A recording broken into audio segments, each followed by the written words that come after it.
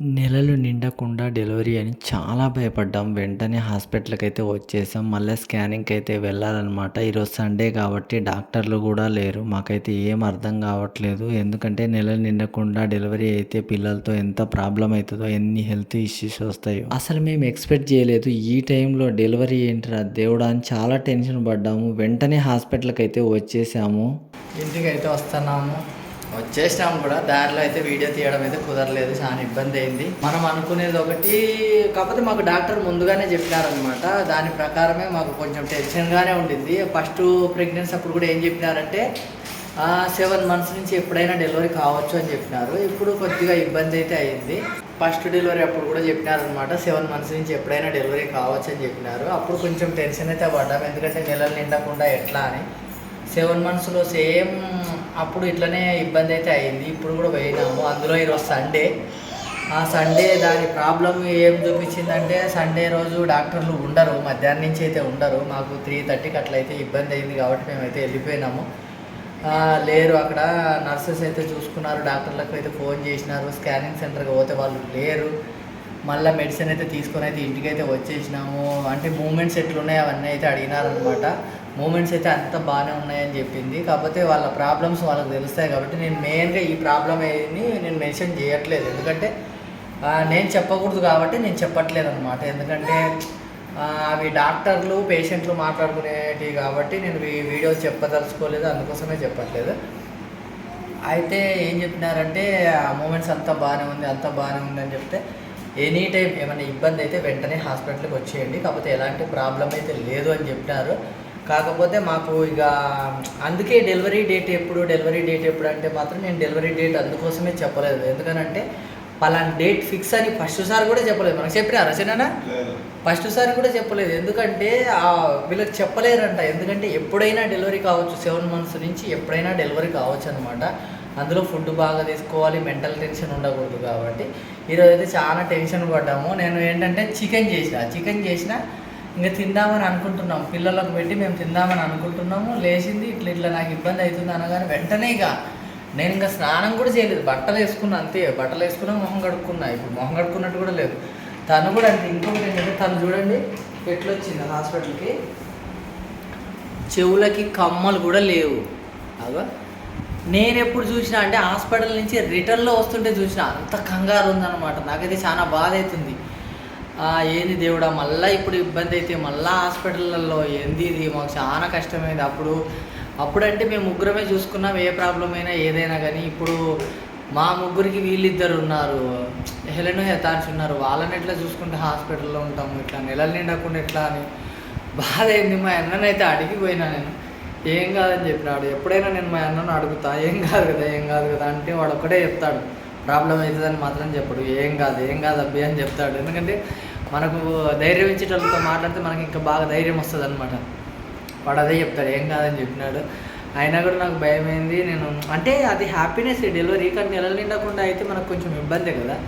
మళ్ళీ బ్రహ్మస్వామి దగ్గర పోయి దండం అయితే పెట్టుకున్నా. అప్పుడు సేమ్ ఇట్లనే అనమాట.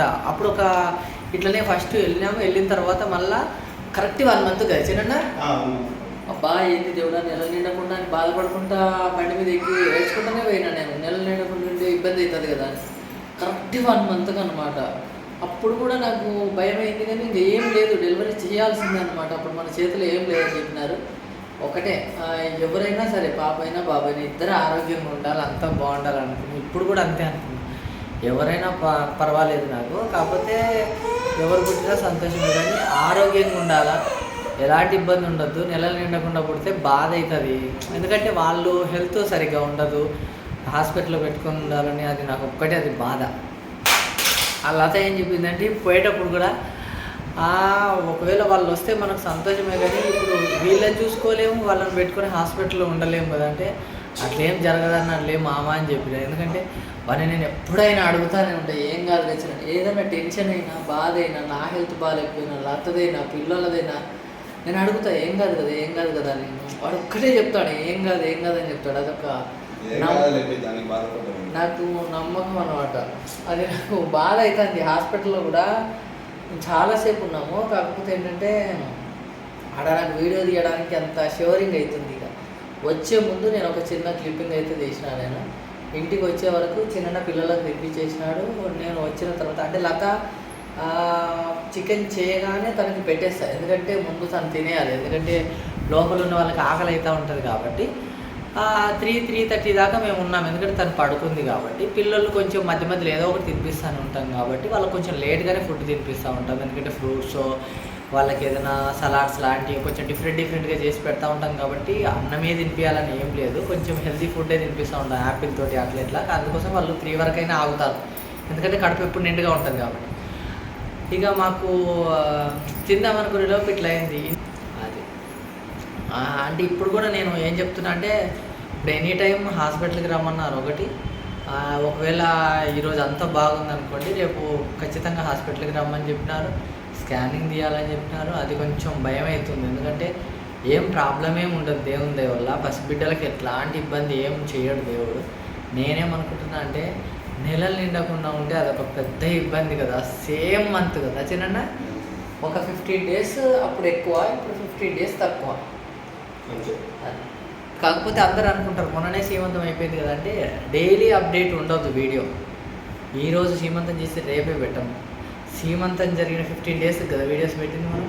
అట్లా ఉంటుంది, ఎందుకంటే మన వెసులుబాటును పట్టుకొని ఉంటుంది. కొందరు ప్రెగ్నెంట్ కాదంటారు అంటూ ఉంటారు, అది నేనేం పట్టించుకోను. అది ఫస్ట్ నుంచి ప్రెగ్నెంట్ కాదన్నారు, సీమంతం చేసినాం, సైలెంట్ అయిపోయినారు. ఇప్పుడు బుజ్జి గోపికమ్మనో కన్నయ్యనో కొడతారు, అప్పుడు ఇంకా వాళ్ళ నోట్లోంచి మాట రాదు.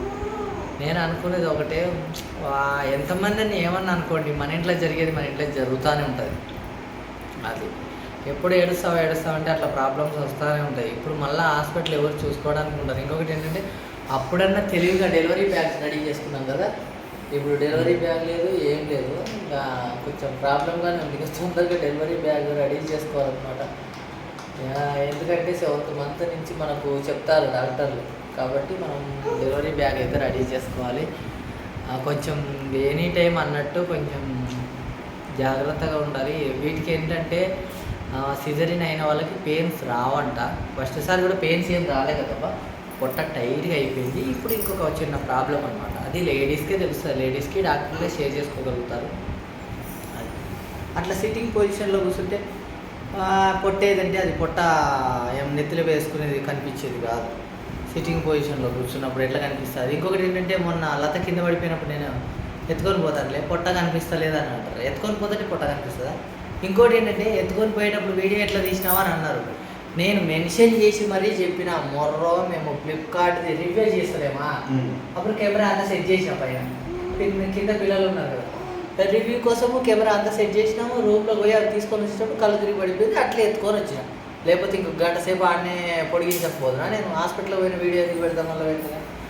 దానికి ఎనీ టైం మీ ఇంట్లో కెమెరా ఆన్లోనే ఉంటుందంటే ఫ్లిప్కార్ట్ ఐటమ్స్ చూపించి వాటి గురించి ఎక్స్ప్లెయిన్ చేయడానికి మేము వీడియో ఆన్ చేసినాం. అది నమ్మే వాళ్ళు నమ్ముతారు, నమ్మని వాళ్ళు నమ్మరు. ఇది చాలా బాధ అయింది చాలా. ఇక బాధ అంటే ఇంక ఎవ్వరు లేని వాళ్ళకు ఎవరి దిక్కు, దేవుడు ఏ దిక్కు. నేను లతకు కూడా అదే చెప్పిన,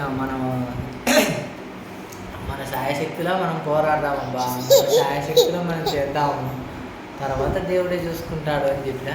మా యథాంశ చూస్తే నవ్వుతంటే నాకైతే అబ్బా, పిల్లలు నవ్వుతంటే భలే సంతోషం వస్తుంది అనమాట. ఎందుకంటే ఎంత బాధన్నా మర్చిపోతాము. తులవ కూడా బాగా చేస్తారు, అప్పుడు కోపం వస్తుంది. ఇట్లాంటి అల్లరి పనులు చేసినప్పుడు మాత్రం సంతోషం వస్తుంది.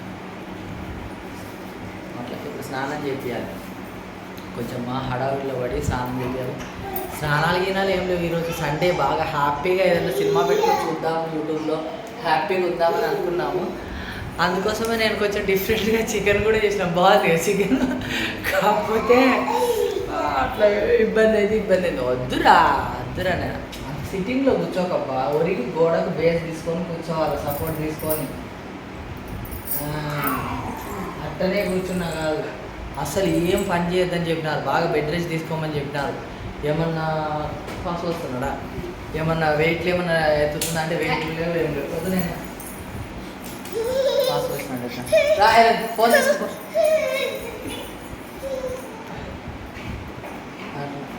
ఇది కొంచెం బాగానే ఇక బ్యాగ్ అయితే రెడీ చేసి పెట్టుకుంటాను, ఎందుకంటే ఇక హాస్పిటల్కి వెళ్ళాల్సిందే. మళ్ళీ ఓలేదు సరే తమ్ముడా చెల్లినా అట తమ్ముడు చెల్లి ఇద్దరు వస్తారా అయితే అన్నాడు ఫస్ట్ చూద్దాం. బాలవాక్కు బ్రహ్మవాక్కు అంటారు కదా, కాకపోతే కొంచెం ఇంకా కొద్దిగా అది భయం అవుతుంది, ఎవరు చూసుకునే వాళ్ళు ఎవరు లేరు.